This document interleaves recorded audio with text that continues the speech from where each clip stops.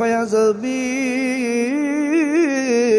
এবার আল্লাহ ডাক দিয়ে বলবেন, মউতের ফেরেশতা মিকরাইলকেও শেষ করে দাও।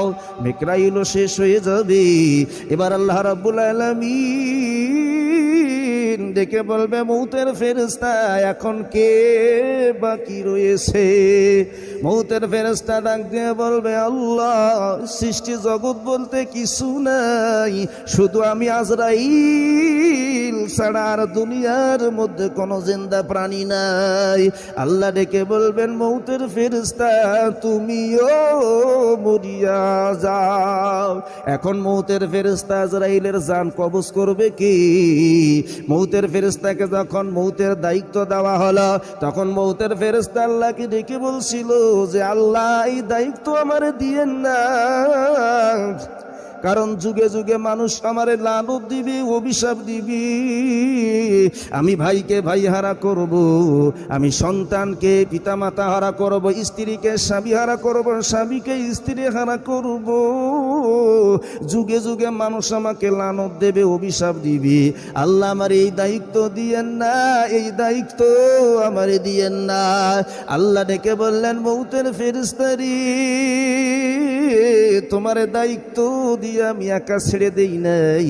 আমি কিছু সবব তৈরি করেছি, যেই সববগুলোর নাম হলো, লোকটা কেমনে মারা গেছে, যে ব্রেন স্ট্রোক করে মারা গেছে, লোকটা কেমনে মারা গেছে, রাস্তা চলতে চলতে গাড়ির নিচে চাপা পড়ে মারা গেছে, লোকটা কেমনে মারা গেছে, জ্বরে আক্রান্ত হয়ে মারা গেছে, ক্যান্সারে আক্রান্ত হয়ে মারা গেছে।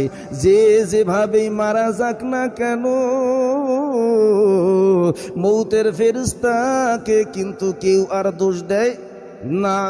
যে যেভাবেই মারা যাক, মউতের ফেরেশতাকে কেউ লানত দেয় না।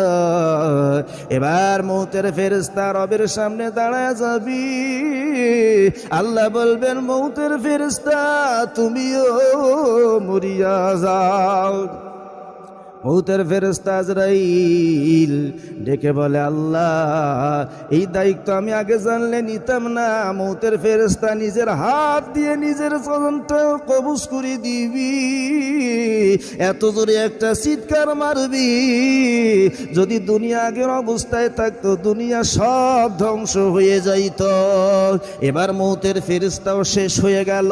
আসমান নাই, জমিন নাই, গ্রহ নক্ষত্র, সূর্য চন্দ্র, পৃথিবী বলতে কিছু নাই, গোটা পৃথিবী ধ্বংস হয়ে গেল।